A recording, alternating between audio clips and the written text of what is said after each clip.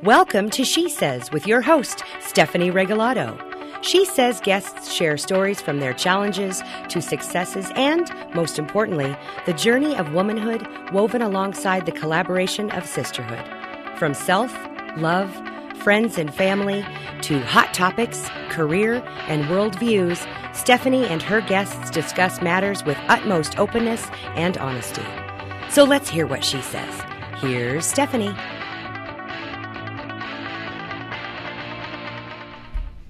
Hello, welcome to She Says. I'm Stephanie Regalado, your host.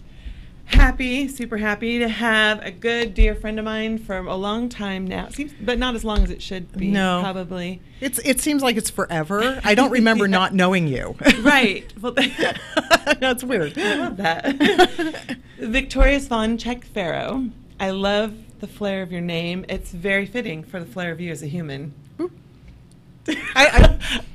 You don't know. I didn't know I had flair. You have so much flair. We were joking that my pad has just her name on it, and a little cheater for Zvoncheck pronunciation. That's how much flair you have. I don't have to write anything down. This is just for mental notes. Okay. If I have any. How long have you been in Spokane? This August will be 22 years. Whoa.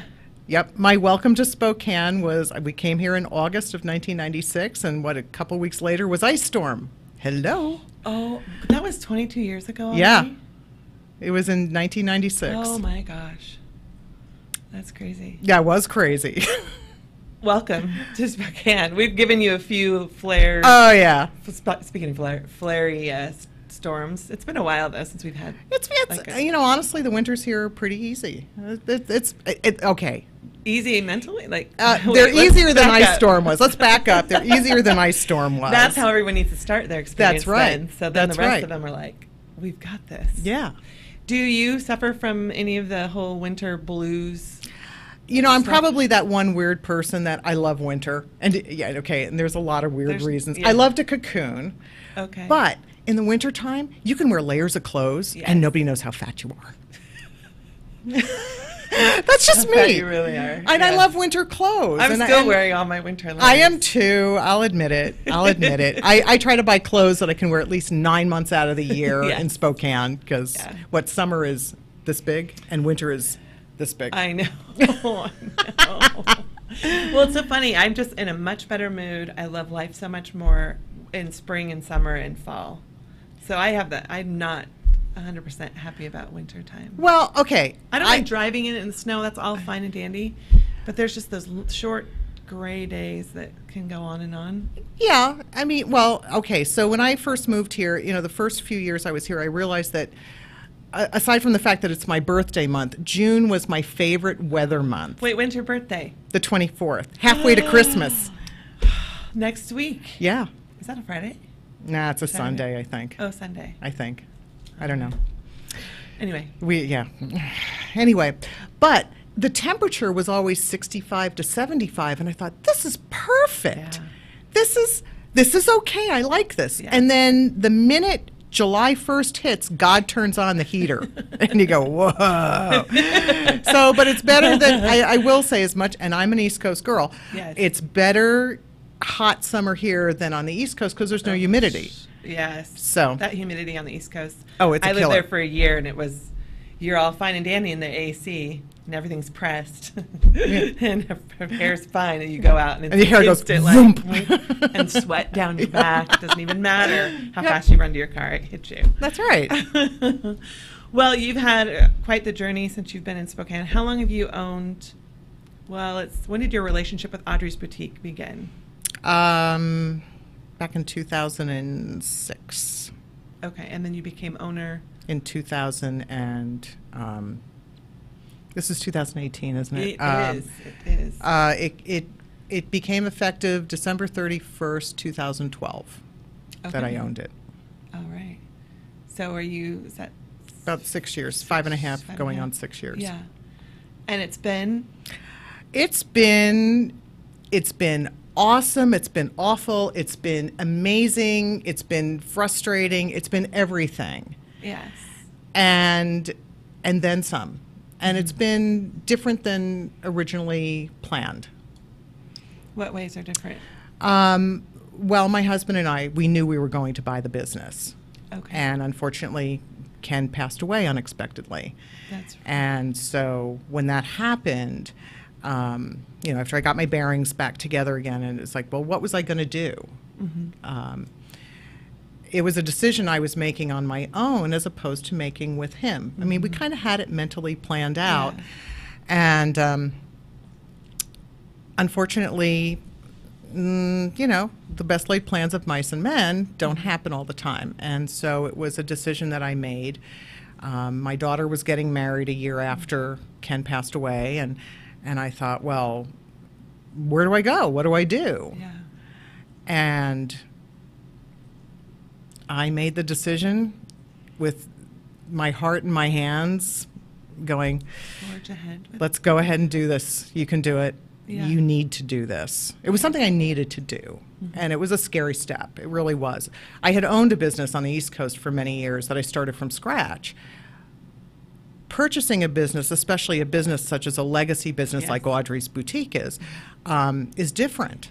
And you're stepping into that legacy. You want to put your own, label on it, your own touch to it, and you want to always make things bigger and better.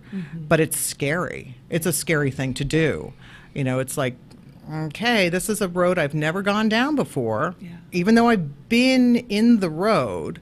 But it's okay. Yeah. It's okay. How long, as you look back, do you think it took you to get your bearings after Ken passed away? My mom used to tell people, she would say, my Vic chews nails for breakfast. That's, and it's, you never get over the death of a spouse, and especially in my circumstances, it was a totally unexpected death. I've been married twice. I was divorced, and then I met Ken, and this was a great pairing. He was a wonderful man. I got 2 terrific stepdaughters out of it, and my daughter became his daughter, and it was a wonderful thing. And I'm so thankful that I had him in my life for as long as I did. How long were you together? Well, we'd been together for 17 years, and we were just shy of our 15th wedding anniversary when he passed away. And because of the circumstances, like I said, it was unexpected. And I had come home from work and found him. He had laid down to take a nap and didn't wake up. You kind of go into a shock system, and I can remember that day in the respect of, okay, this happened. I need to keep my bearings. And I need to do this, and I need to do this, and I need to do this. And to be perfectly honest with you, I remember that part of it, but the rest of the week was, I really don't remember a lot of it. I just remember that the Sunday after his service, I was putting people on airplanes. My daughter Elizabeth and I were putting people on airplanes, and I remember dropping off the last person at the airport, and it was just Liz and I. And I just looked at her and I said, well, you're going to be going home. You need to go home. And wow, it's me with the dying flowers and the cards. And now what? Yeah. And so I guess your mind tricks you. I know that first, once Elizabeth left, and I knew it was like, you got to be a big girl, Vic. And I kind of tricked myself. I kept saying, well, Ken's going to come home. He's on a vacation, or he's on a business trip. You kind of do little things in your brain just to help you stay sane. And everybody handles grief differently, totally differently. And I didn't expect to be widowed at 50. And I can figure out how old I am. But I knew I was a strong woman. I knew that I would get through this. And I knew that Ken wouldn't want me to be, not me. Yeah. Our relationship, he helped me to love again and helped me to trust again. And that's, I took that with me. And it was great. And it was funny because about a week before he did pass away, we were sitting watching television one night, and he kind of looked around at me, and I looked at him, and he goes, "This is great. It's like we're kids." And I love that. I mean, he had an infectious laugh. He sounded and looked like Chevy Chase. He was just just an easygoing, funny, gracious man, kind of dorky in his own way, but everybody loved him. And he was my biggest fan, and I was his biggest fan. And do I miss him? Oh, absolutely, every day. But he's with me, and it's okay. Yeah. It's okay.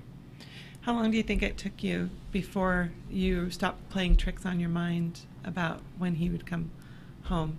I understand that I've had some loss in my life too, and different kinds of losses, but it's so much at first to absorb in one heap that you do have to kind of break it down. That's why there's that cyclical nature of grief where you kind of feel like you breathe a little bit, and someone referred to it like a year and a half ago for another friend of mine as a pocket of peace, which I love now. That's a really good way to put it, a pocket of peace. Yeah. So I wish that for people going through grief now, is I wish you pockets of peace, because it's going to be it's always there. Hard, it's always there, and it never goes away. Nope. And you're not waiting for any kind of magical moment to be through grief. No. I think we both like the same thing on Facebook. I was just thinking about that, and it was very true, Yeah. where they say, here's life, and then they drew the lines all in, and it fills it up, and that's the grief. Yes. But it's true. You build up, and you the build grief up. never shrinks down. No, it's always there, and it's always the same thing. Yeah. But you build other things. So thusly, me purchasing the store, there's a wideness. Elizabeth and her husband, Matt, getting married a year later, there's a wideness. I have a larger group of friends, female friends, that we refer to as the tribe, that I've never really experienced. I mean, I had girlfriends and stuff all growing up and everything, but I've never experienced the tribal friendship of people. Like you and I haven't seen each other in quite a while, right? But I know I can always reach out to you. Absolutely. And there's other people, and so my circle, and when I saw that today, my circle's bigger, and it's okay. Yeah. And yes, there are times, my Ken and my wedding anniversary date. Do I remember that? Oh, sure I do. Yeah. Ken's birthday, of course. September 27th will always be a hard day for me. That's the day I found him. And you will have that. Certain songs will come on the radio in the car, and I do cry. And that's healthy. That's healthy. And everybody handles grief differently. The thing that bothered me was when I finally went back to work after this happened. Excuse me. I had a customer come up to me and she said, "Well, you're young, you'll find another husband." And in my head, I went, "What?" Yeah. But I knew that she meant that in a kind way. Yeah. I just graciously said, "Well, that's not what I'm thinking of right at this moment," But again, I didn't know what was going to happen beyond that day. And you take everything one day at a time. I think one of the beautiful things to think about when you think about the grief is staying the same, and that the loss, the magnitude of that person's, because the loss is the magnitude in reference or in proportion to the magnitude they had in your life, and that you build beyond that it never shrinks away, because part of I feel choking up. Don't get verklempt. I'm the worst. I am the biggest wimp on the planet. I cry every stinking day. But one of the scariest things is that you're going to lose the person. You'd never lose the person. If it shrinks away. So when people are saying it gets better over time and stuff, that's kind of almost exasperates the loss a little bit, because you don't necessarily want to not be able to remember what it's like to touch them or feel them or hug them or love them. It never gets better.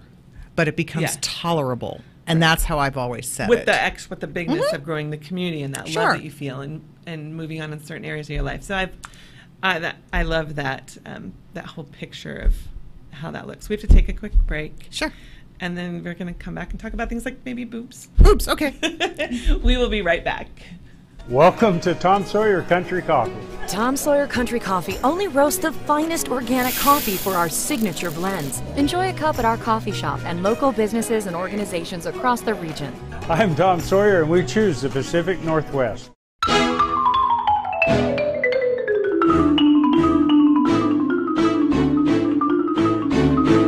Last year alone, Avista customers saved over 53 million kilowatt hours of energy. Enough to power more than 4,000 homes for an entire year. Way to save, everyone. Way to save. Find your way to save at avistautilities.com. What? You haven't been to the library lately? Stop in today and see that the library is more than books. Spokane County Library District facilities feature on-site technology, including Wi-Fi, computers, and printers, as well as free use of meeting rooms. The Library District offers events and programs for all ages, from story times to career development and employer classes to Social Security workshops. Our staff is well trained and happy to help. Find out more about your library at scld.org.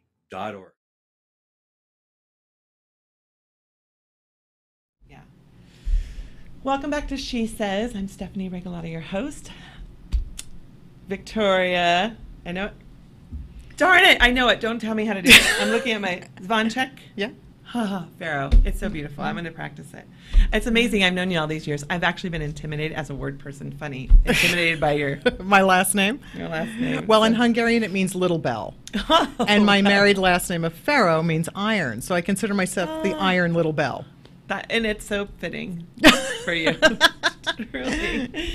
So we were talking about losing Ken and grief and working through all that. And now you have a wonderful man in your life. I do. Larry. And how has that been? How did that come about? And okay, so it is kind of funny. After my daughter had gotten married, she said, "Mom, you need to start dating again." And I said, "That's not really on my mind." Yes. No, and she was trying to push me into it. Yes. Yeah, very lovingly. Yeah.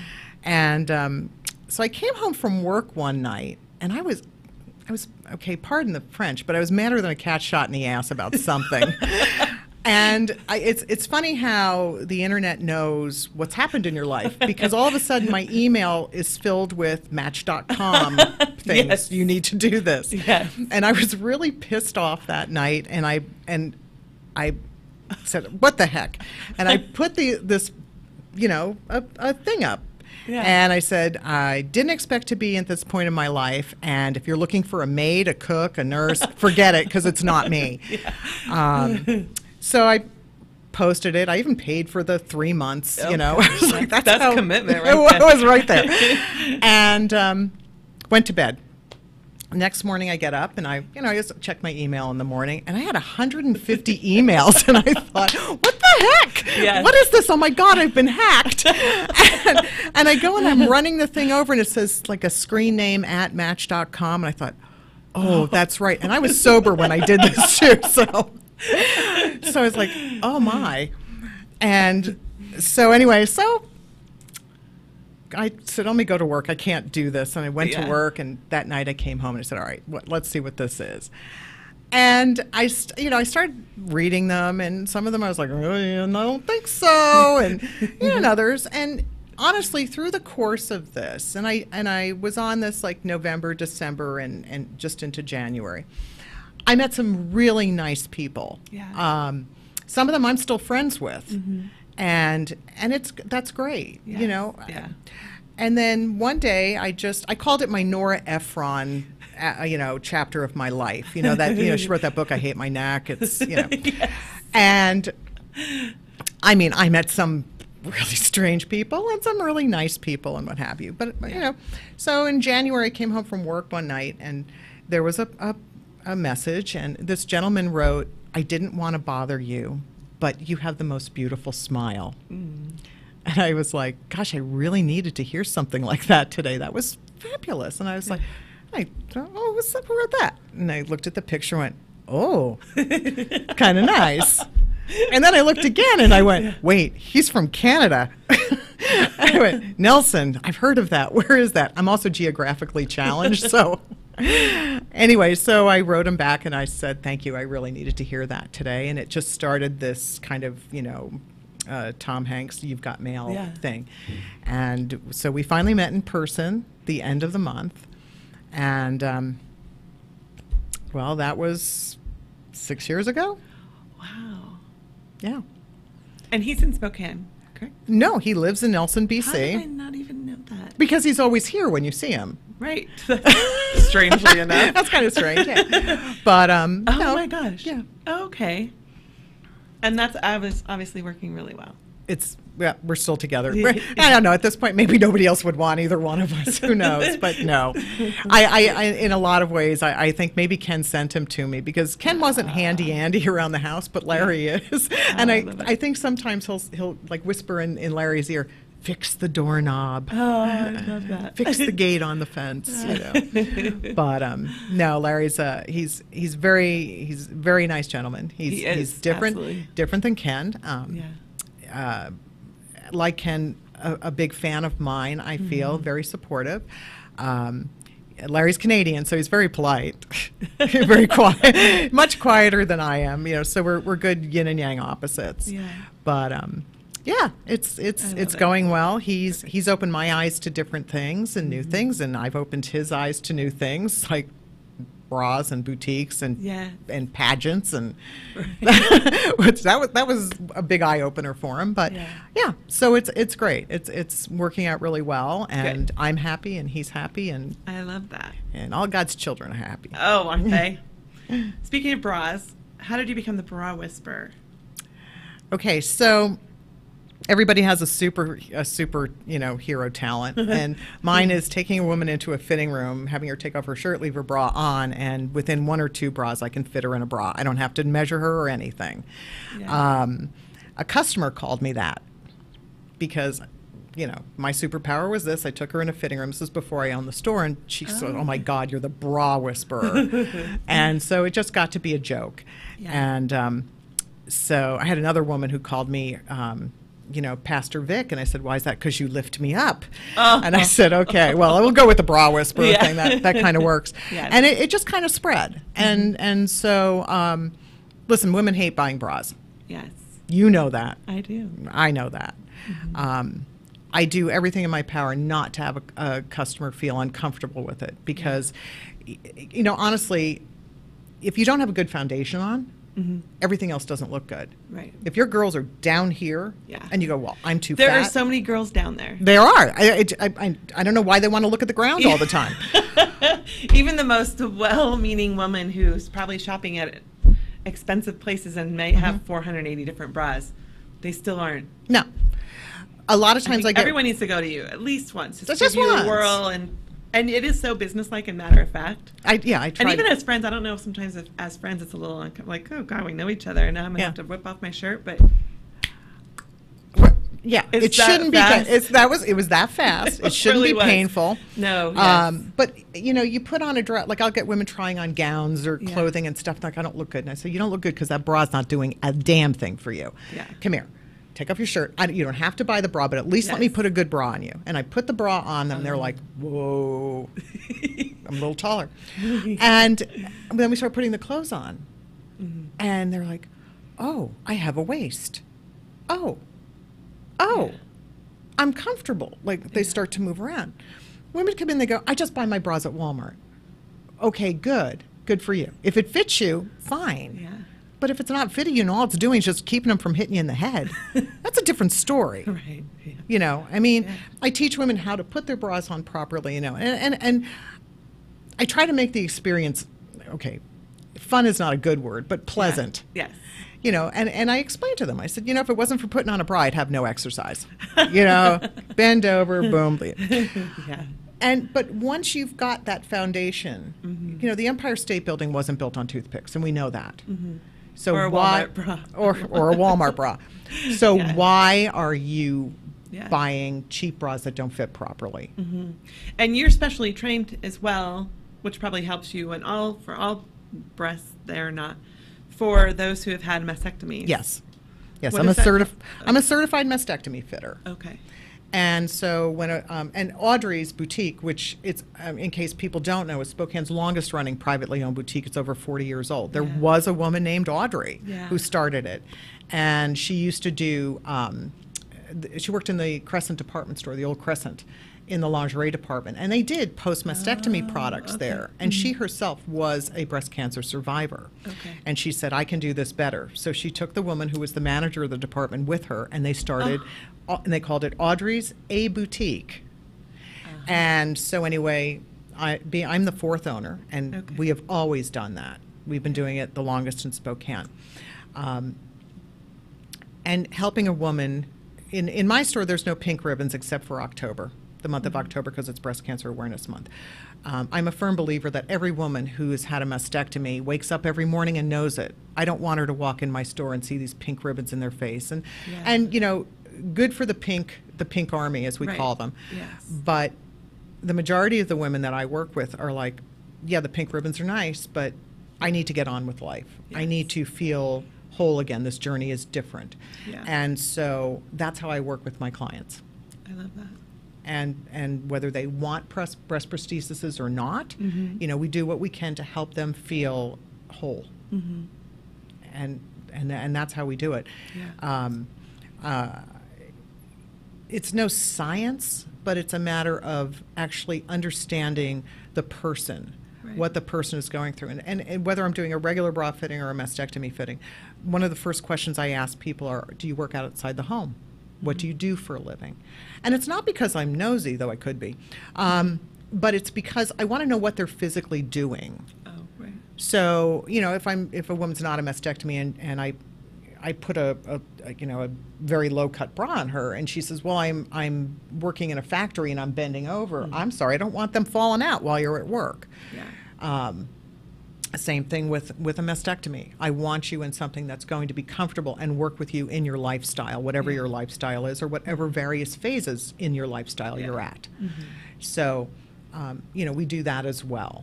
And we do it, I feel, with the utmost of dignity and grace to every client, whether it's a mastectomy or just a traditional bra fitting. Because every woman that walks into Audrey's is beautiful, but most of them don't know that.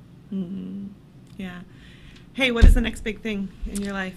Next big thing, well, I just had a sidewalk sale. Next big thing in my life, personally, professionally, what? You're the whole thing. I'm the whole thing. Whatever you choose. What's the next? Do you have a big thing what do you want to do next with your life, personally, professionally? Well, the next big thing is, well, I go to market in August. I go for buying trip. I have that coming up. I have Beyond Pink. I've been a designer for Beyond Pink for their designer bra auction for 7 years, maybe, I think it is. And I'm doing 3 bras this year. Wow. Yeah. 3 separate. No, they're all 3. It's a grouping. Okay. So I'll tell you what it is. It's Rocky Horror Picture Show is my theme. Do the time warp. Oh, wow. So it's going to be the one and only time I ever do a multiple bra thing. So I have that coming up. October's just a really big month for me as far as work is concerned. I don't know. I don't have much of a life. We have to go, but I've been super excited to watch you branch out of the boutique more often. You went kayaking not that long ago. I do. I love it. I mean, you live here, for goodness sakes. You should enjoy. I ski on my face, though.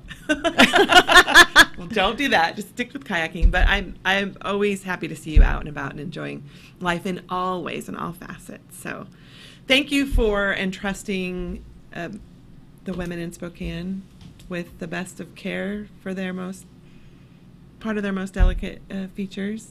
Well, thank you. I think everyone should go to you and at least give your fitting a whirl one time, because it can be a life-changing, uplifting experience. It's uplifting. They can call you Pastor Vic or the Bra Whisperer. The Bra Whisperer. And thank you so much you're for welcome. being here It was today. my pleasure. All right. It was good to see you again. Where's the wine? I know. Usually it involves wine. Yeah. Next time. I have been thinking about doing the white. I don't know if that's going to take We should. this I'll be the platform. first one on that. Right. Thank you so much for tuning in today. We will see you next week. She Says is produced in Spokane, Washington by SpokaneTalksOnline.com, which is solely responsible for its content.